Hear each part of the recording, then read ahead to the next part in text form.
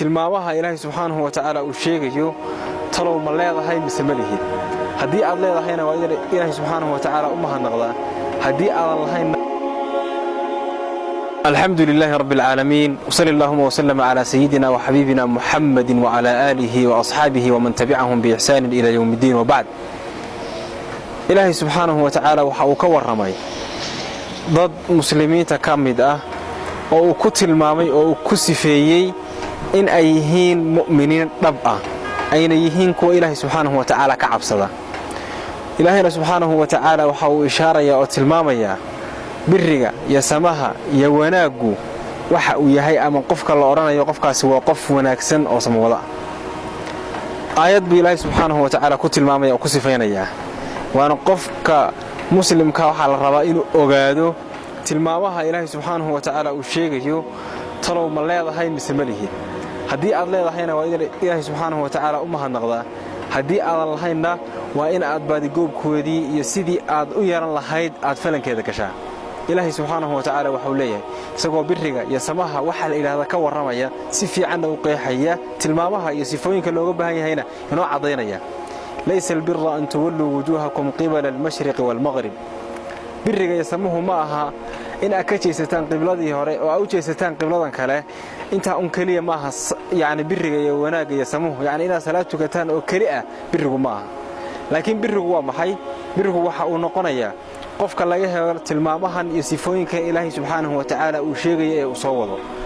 wuxuu Ilaahay subhanahu wa ta'ala walakinna albirra birrugu waxa weeyaan saddex qodob oo muhiim ah weyn buu tilmaamaya saddexda qodob walbana qodobba ka sii hoos baxaya sifooyin iyo tilmaamo u noqonaya kuwaas la raawo marka in aad naftaada fiirsid ma leedahay mise ma lihid Ilaahay subhanahu wa ta'ala waxa uu ku bilaabay yiri walakinna albirra man aamana wa qofka rumeeya maxay rumeeya shan arrimood marka aad rumaysid ba iimaankaagu wuxuu noqonayaa kan Ilaahay subhanahu wa ta'ala uu ka warramayo man aamana billahi qofka Ilaahay subhanahu wa ta'ala rumeeya oo hadana Ilaahay subhanahu wa ta'ala waxa uu laba kaga sii dhigay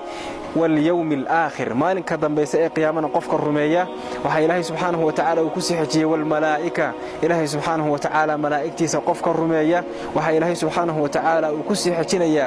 oo ku sii afareynaya wal kitaab inuu kasubta Ilaahay subhanahu wa ta'ala anbiyadiisa uu soo diray qofku uu rumeeyo waxa u dambeeya oo shan noqonaya wan nabiyyin ergadi Ilaahay subhanahu wa ta'ala uu soo dirsadayna inuu qofkii rumeeyo waa iimaanka iyo waxyaabaha la rumeeyo ay intaas ama shantaas ku kooban tahay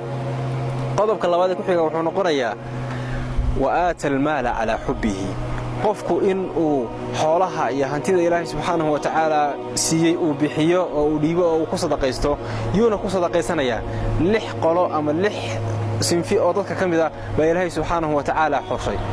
waxa uu Ilaahay subhanahu wa ta'ala kaga bilaabay wa aatal maala ala hubbihi lawil qurba dadka qaraabada ah ee dadka ay xigtada iyo riximka yihiin inuu kaga bilaabo oo uu sadaqadii iyo waxyaabaha uu siiyo waliyataama dadkii agoomaha ahaana inuu siiyo ee abayaasho dhinteen oo caruurtii yareed ah wal masaakiin dadkii masaakiinta ahaana inuu wax siiyo oo qofkii aan waxba helaynin hooygiisii iyo cuntadiisii iyo quudkiisii iyo wuxuu xidho qofkii aan helaynin inuu siiyo waa qolada saddexaad qolada kale waxay noqonayaan wabli sabiil qofkii musaafirka ahaa ee socotada ahaa ee meeshii uu socday wax uu ku gaar aan haysanna waa inuu isagana wax ku sadaqaysto oo xoolihiisii uu siiyo